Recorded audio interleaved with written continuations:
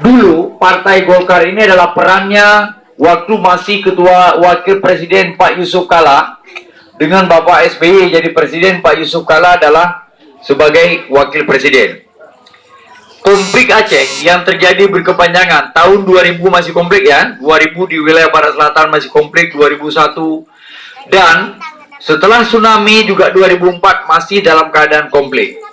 Turunlah Pak Yusuf Kalla atas perintah Presiden ke Aceh, bertemu dengan petinggi Gerakan Aceh Merdeka, GAM, membicarakan bagaimana kita menghentikan konflik, supaya tidak ada lagi bertambah janda korban konflik, tidak ada lagi bertambah anak-anak yatim korban konflik, tidak ada lagi orang yang dipukul di tengah malam, tidak ada lagi sweeping di mana-mana, tidak ada lagi barang di pertokoan diminta-minta saja oleh orang-orang yang tidak bertanggung jawab. Adalah sebuah kesepakatan dengan orang GAM, terjadilah perdamaian Aceh tahun 2005 itu dengan lahirnya sebuah tanda tangan MOU Helsinki. Tanggal 8 Agustus, tanggal 15 Agustus lahirnya MOU Helsinki di Finlandia. Jadi waktu setelah lahir MOU Helsinki, terjadilah Aceh damai. Waktu itu nggak ada lagi kontak-kontak senjata, nggak ada lagi masyarakat yang mengungsi, nggak ada lagi darah yang mengalir di Aceh, nggak ada lagi waktu itu adalah semenjak saat itu orang yang dipukul di tengah-tengah malam, orang lain yang kontak senjata, kita yang kena pukul. Betul nggak? Yang pernah tinggal di kampung-kampung pasti tahu itu. Betul nggak? Itulah salah satu peran dari Pak Yusuf Kalla yang waktu itu adalah masih ketua umum ya, ketua umum Partai Golkar.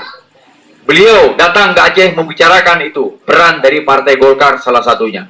Kemudian dilanjutkan perannya adalah setelah lahir MOU Helsinki, tidak boleh di Aceh ini adalah membuat partai lokal. Nggak boleh membuat partai lokal. Jadi kemudian cara boleh membuat partai lokal mana? Indonesia ini berada Undang-Undang Dasar 1945. Tahu adik-adik kan? Itu dasarnya Undang-Undang Dasar 1945. Kalau mau buat sesuatu yang di dalam negeri ini, kalau mau melakukan sesuatu di dalam negeri ini, kita harus ada undang-undang. Makanya dibuatlah undang-undang. Dari MOU Helsinki itu dibuat poin-poinnya, dimasukkan ke dalam undang-undang. Undang-Undang Nomor 11 Tahun 2006 tentang pemerintahan Aceh. Di dalam Undang-Undang Nomor 11 itu, yang menjadi ketua Pansus Undang-Undang Pemerintahan Aceh itu adalah Bapak Ferry Mursidan Baldan, anggota DPR RI berasal dari Partai Golkar. Dia yang menjadi ketua pansusnya. Kemudian undang-undang tersebut disahkan pada tahun 2006.